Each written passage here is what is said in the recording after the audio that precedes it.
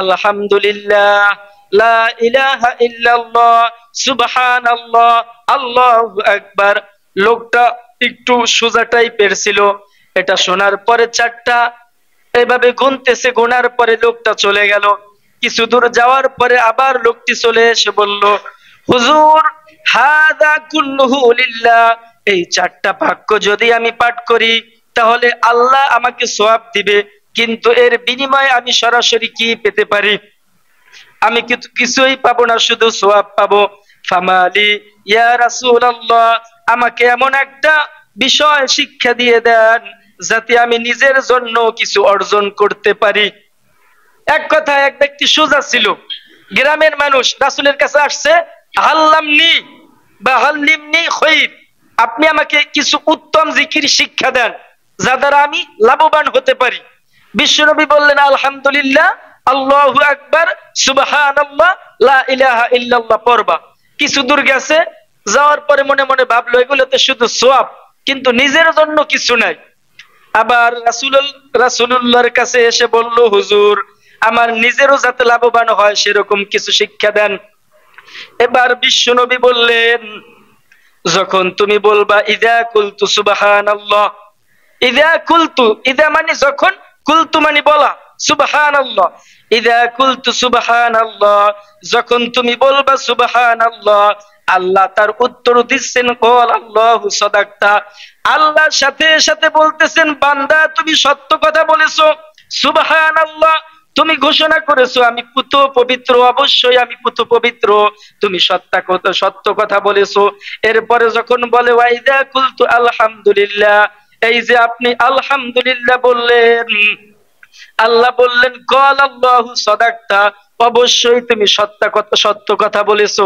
এজন্য আমাদের দেশে ভ্রান্ত ধারণা, এই পরে সুবহানাল্লাহ সুবহানাল্লাহ সুবহানাল্লাহ সুবহানাল্লাহ, আলহামদুলিল্লাহ আলহামদুলিল্লাহ আলহামদুলিল্লাহ, এই পরে তাসবিহ পরে আপনাকে পড়তে হবে কিভাবে? সুবহানাল্লাহ, আপনার মাথায় রাখতে হবে আল্লাহ বলতেছেন কল আল্লাহ সাদাকতা, বান্দা তুমি সত্য কথা বলেছো। যখন পড়বেন লা ইলাহা ইল্লাল্লাহ, আপনি ছাড়া এই পৃথিবীতে কেউ নাই, আল্লাহ বললেন সাদাকতা, ও বান্দা তুমি সত্য কথা বলেছো।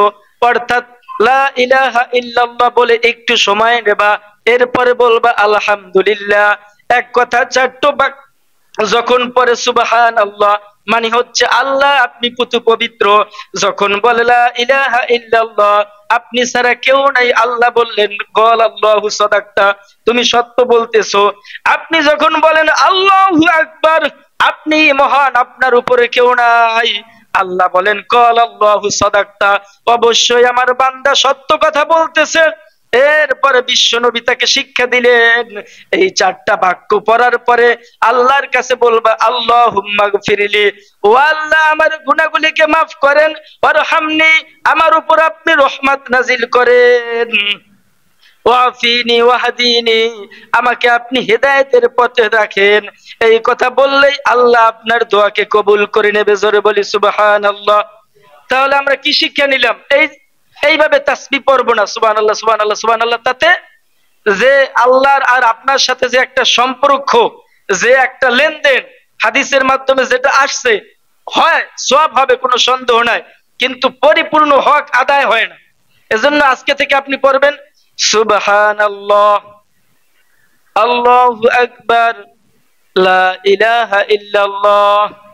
এরপরে দেখেন এই বিষয়ে আরেকটা হাদিস দেখেন, মান সাব্বাহা ফি দুবুরি কুল্লি সালাতিন সালাসুনা ওয়া সালাসা ওয়া হামিদাল্লাহ, যদি কোনো ব্যক্তি নামাজের পরে পরে আলহামদুলিল্লাহ 33 বার যদি কোনো ব্যক্তি পড়তে পারে, সালাসিনা ওয়া সালাসিন, যদি কোনো 33 বার ওই যদি কোনো ব্যক্তি পড়ে আলহামদুলিল্লাহ, ওয়া কাব্বারাল্লাহ সালাসিনা ওয়া সালাসিন, যদি কোনো ব্যক্তি তাকবীর দেয় আল্লাহু আকবার 33 বার, ফাতিলকা তিসআতু ওয়া তিসউন ওয়া ক্বালা নামা, যদি কোনো ব্যক্তি পড়ে আলহামদুলিল্লাহ 33 বার, এরপরে যদি পড়ে ওয়া ক্বালা লামা আলমাই লা ইলাহা ইল্লাল্লাহু ওয়াহদাহু লা শারীকা লাহু লাহুল মুলকু ওয়া লাহুল হামদ ওয়া হুয়া আলা কুল্লি শাইইন কাদির। এক কথায় আমরা বুঝে নিব, নামাজের পরে যদি কোনো ব্যক্তি পড়ে আলহামদুলিল্লাহ 33 বার, সুবহানাল্লাহ 33 বার, আল্লাহু আকবার যদি কোনো ব্যক্তি পড়ে 33 বার, এরপরে যদি কোনো ব্যক্তি পড়ে লা ইলাহা ইল্লাল্লাহ ওয়াহদাহু লা শারীকা লাহু লাহুল মুলক ওয়া লাহুল হামদ ইউহয়ী ওয়া ইউমীত ওয়া হুয়া আলা কুল্লি শাইইন কাদির। এরপরে আল্লাহর রাসূল বলতেছেন যদি কোনো ব্যক্তি পাঠ করতে পারে গুফিরা লাহু মা তাকাদ্দামা মিন যামবি, আল্লাহর রাসূল বলতেছেন এরপরে পূর্বে জীবনে যত গুনাহ করেছে ওই বান্দার সমস্ত গুনাহ খাতাকে আল্লাহ মাফ করে দেয়। জোরে বলি সুবহানাল্লাহ।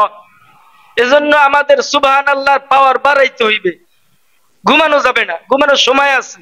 এখন সময় শোনার একটা যদি আমল করতে পারেন তাহলে দেখা যায় এই একটা আমলের কারণে আল্লাহ আপনাকে পছন্দ করে ফেলছে।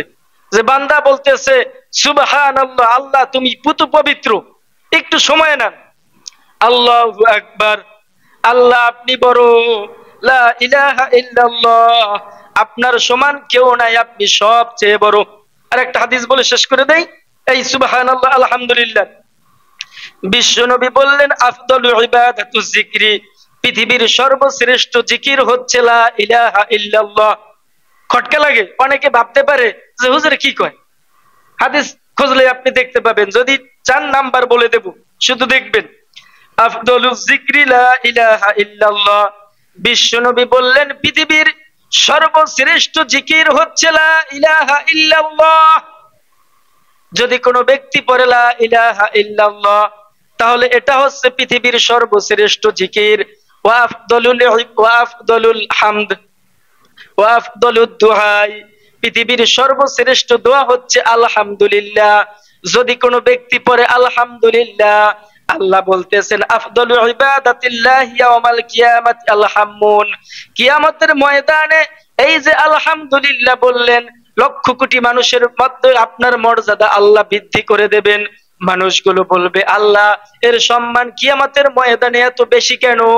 আল্লাহ বলবে এই লোকটা বসতা যেখানে গেছে সব জায়গায় একা একা মনে মনে বসে পড়তো আলহামদুলিল্লাহ আলহামদুলিল্লাহ আলহামদুলিল্লাহ। এজন্য আফদলু ইবাদাতিল্লাহি ইয়াওমাল কিয়ামাতি আলহামুন, লক্ষ কোটি মানুষের মধ্যে আমি আল্লাহ তার সম্মানকে বৃদ্ধি করে দিয়েছি। জোরে বলি সুবহানাল্লাহ। কিন্তু অত্যন্ত দুঃখের বিষয়, কিছু ভ্রান্ত, এক কথায় বাংলা ভাষায় যাকে ভণ্ড বলতে পারি, ভণ্ড বললে আবার অনেকের আঘাত লাগে, তারা আজকে জিকিরের নামে এই শব্দগুলোকে, আল্লাহর রাসূলের শব্দগুলোকে কলঙ্কিত করছে। কি ভাই আছে না এরকম? এদের থেকে যেন আল্লাহ আপনাকে আমাকে হেদায়েত দেয়। এই আলহামদুলিল্লাহ এবং সুবহানাল্লাহ আল্লাহু আকবার সম্পর্কে আরেকটা হাদিস দেখেন।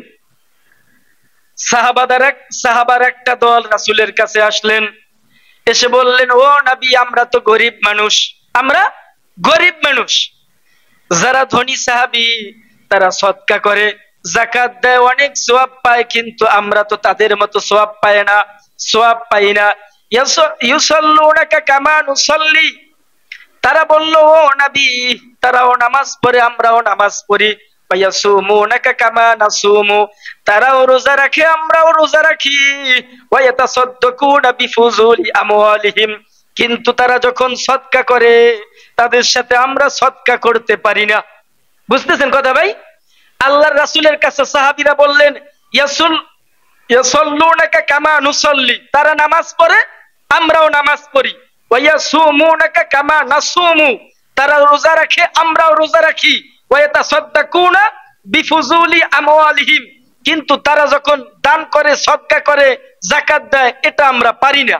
তাহলে আমাদের মধ্যে আর তার মধ্যে পার্থক্যটা জানি এক হইতে পারি, আপনি এমন একটা কিছু আমাদেরকে শিক্ষা দেন।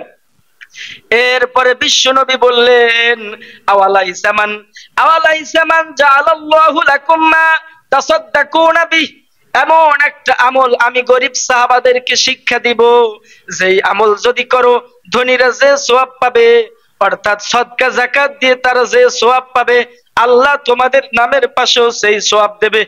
কথা বুঝেন ভাই? গরিব সাহাবীরা এসে আল্লাহর রাসূলকে বললেন যে হুজুর, তারা তো অনেক দান সদকা করে, আমরা তো পারি না, তাদের সমপরিমাণ যেন আমরাও সওয়াব পাই এমন একটা সিস্টেম, এমন একটা পদ্ধতি আমাদেরকে বাতলাই দেন, এটা যেন লাগে না। তিনি বললেন আওয়ালাইসা মান জাআলাল্লাহু লাকুম মা তাসাদদাকুনা বি, এমন একটা সিস্টেম আমি অবশ্যই তোমাদেরকে বলে দেব।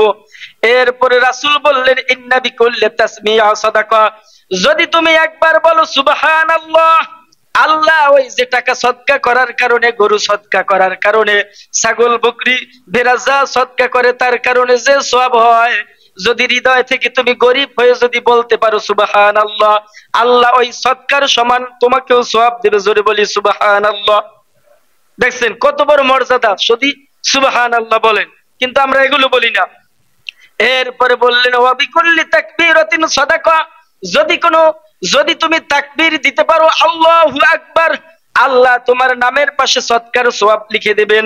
আবার তিনি বললেন ওয়া বিকুল্লি তাহলিলাতিন, যদি তুমি বলো লা ইলাহা ইল্লাল্লাহ, যদি ঘোষণা করতে পারো আল্লাহ ছাড়া কোনো ইলাহা নাই, আল্লাহর রাসূল বললেন তাহলেও তোমাকে সদকার সওয়াব দেওয়া হবে। জোরে বলি সুবহানাল্লাহ। এরপরে বললেন ওয়া বিকুল্লি তাহমিদ, তাহমিদ মানে আলহামদু, ওয়া বিকুল্লি তাহমিদ, যদি কোনো বান্দা বান্দি পড়তে পারে আলহামদুলিল্লাহ, ওই যে ধনী লোকরা দান সদকা করে যে সওয়াব অর্জন করেছে, গরিব কোন মানুষ যদি বলে আলহামদুলিল্লাহ, আল্লাহ তার নামের পাশে সদকার সওয়াব লিখে দেবে। জোরে বলি সুবহানাল্লাহ।